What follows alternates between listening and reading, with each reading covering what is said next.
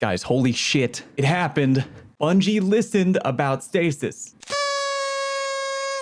Oh man, but yeah, all kidding aside, today's Twab was hella meaty and very out of left field. I could go over everything, including their congratulations to the world's first raid team, blah, blah, blah, blah, but how about this? If you want to read that stuff, and it is fairly interesting, definitely go check it out on your own later on Bungie.net. But for right now, why don't we talk about the big stuff that I'm sure 99% of the people watching right now are probably here for. Stasis is getting a big nerf. Are you doubtful hearing that?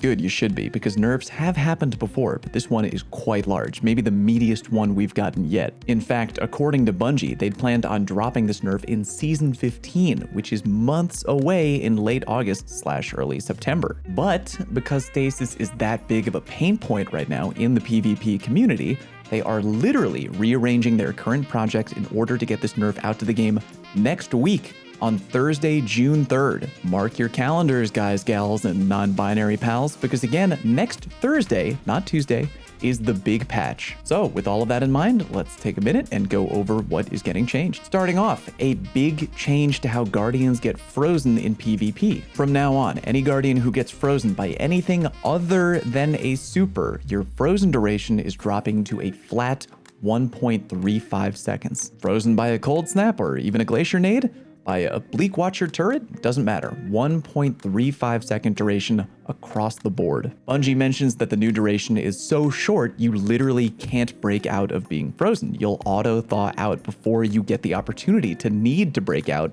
each and every time. Meaning that the only way you'll ever need to break out of being frozen in PvP is when you're tagged by a super. Great news overall. The bonus damage you'll get against a frozen enemy with either a special weapon, a heavy weapon, or a light ability is getting a big cut from plus 50% to 5%. Not sure why they even gave that bonus to begin with for PvP. Freezing an enemy in their tracks doesn't seem like it needs an extra buff on top of that. In regard to being slowed, the penalty that is applied to your Guardian's weapon accuracy, the most unnecessary, annoying side effect ever given to a status condition, by the way, is finally being taken away completely. They are kind of changing it in a different way though. Now, if you are slowed and you take incoming weapon damage, you will flinch slightly harder than normal if you're frozen. Still don't like how we're tinkering with adding debuffs on top of debuffs in PvP, but believe me,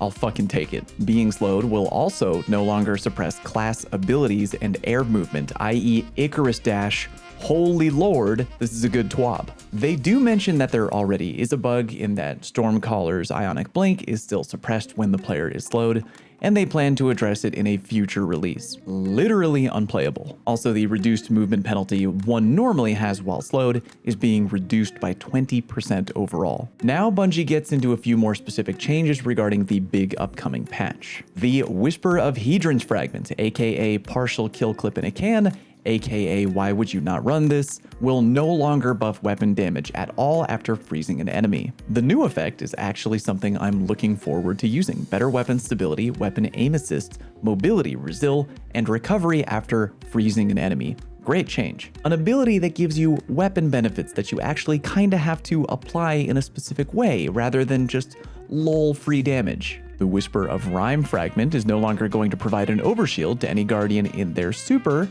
Definitely a good call. The Cold Snap Grenade is getting a lot of unique changes all on its own. Seekers will no longer track targets after initial target acquisition. I can only imagine that is going to make Cold Snap Grenades much easier to avoid if you have ample room and can see them coming. Increased arming duration before the Seeker spawns from 0.3 to 0.8 seconds. Translation there, when Cold Snap hits the ground, it'll take a little longer for the ice trail to come out. Reduced detonation radius versus players from 3 to 1.5 meters. Big change there. And finally, it now bounces off of walls and detonates on the ground. The Titan Behemoth is getting a couple changes too. Bungie mentions their goal is to make the Behemoth more targetable while moving, and not have it feel like you're trying to take down a charging grizzly bear on cocaine with a bow and arrow. Shiver Strike, aka the Behemoth Yeet melee, is getting shorter distance and reduced flight speed overall. The knockback against other players is getting toned down,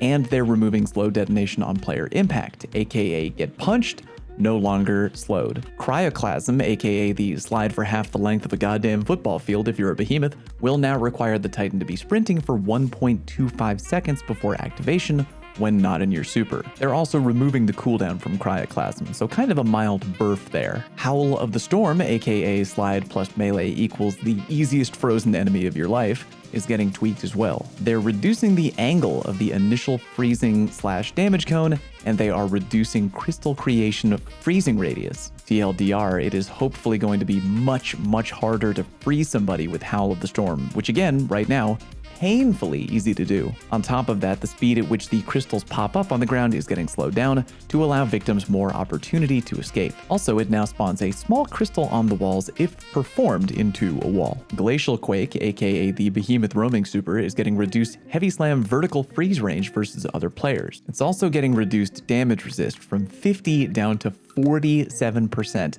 Damn. Hopefully that means that Glacial Quake Titans will be much easier to bring down in the roaming super. Moving on to Hunters. The Revenant is getting the following changes. Withering Blade, aka the Hunter Shuriken melee ability, is getting a lot of tweaks. Reduced slow duration versus players from 2.5 to 1.5 seconds. Reduced Whisper of Durance slow duration extension versus players from 2 to 0.5 seconds. Reduced damage versus players from 65 to 45, and after one bounce, reduced further to 30. Reduced projectile speed by 10% and reduced tracking after bouncing off of a wall. Winter's Shroud, aka the hunter slowing you down by just dodging while next to you, is getting a change too. Reduced slow duration versus players from 2.5 to 1.5 seconds, and reduced Whisper of Durance slow duration extension versus players from 2 to 0.5 seconds. The Touch of Winter Cold Snap no longer has increased movement speed or travel distance, and Cold Snap Seekers now spawn a small crystal on detonation. Alright, Titans and Hunters have gotten theirs.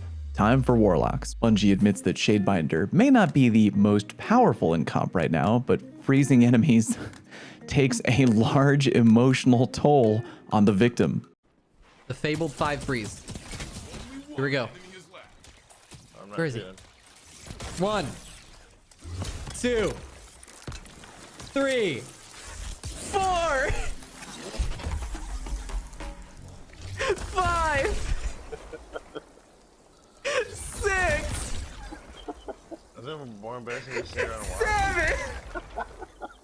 Indeed. Penumbral Blast, aka the Warlock melee ability, now has reduced tracking and proximity detonation size and tracking versus other players. Reduced freeze radius versus players when impacting the environment from 2.7 to 1.5 meters. As a big Warlock player, that is a huge change. In PvP, I very frequently throw really lazy melees around when I'm getting aped down by an enemy, and even when I feel like I should miss by a wide margin, I don't, and they get frozen. Good change. With Ice Flare Bolts, Seekers will now only chain once when spawned from a player shatter. Finally, Winter's Wrath, aka the Warlock roaming super, will have its freezing projectile tracking strength toned down to a factor of 0 after 2 seconds of in-air flight. Meaning, you're gonna have to be much more accurate when freezing targets who are further away from you in your roaming super. It won't be a free freeze every time. Overall, wildly big changes with today's TWAB, and remember that all of these are going to get put in-game on Thursday, not Tuesday, June 3rd. On top of all that, I wanted to mention maybe a few more things that I really liked that might have been overshadowed in today's TWAB. The Iron Banner machine gun and the Iron Banner shotgun will now drop from Lord Saladin, Iron Engrams, bounties, or post-match Iron Banner rewards. And finally, the glimmer cost of applying a shader was taken away. GG. Anyway, that is the big news for today. Next Thursday, I will definitely be playing PvP on Twitch while waiting for the first June TWAB to drop to see if I like the new changes. Something tells me I will though. In the meantime, how do y'all feel about the changes? Are you happy with the nerfs? Are you sad? Do you think they were warranted or not? I want to hear from you. Let me know down low in the comment section. Appreciate you as always. And do me a favor and click the like button on today's video. Really helps me out a bunch. And don't forget to subscribe. Much love to those who do. Thank you very much for watching, and I'll see you next time.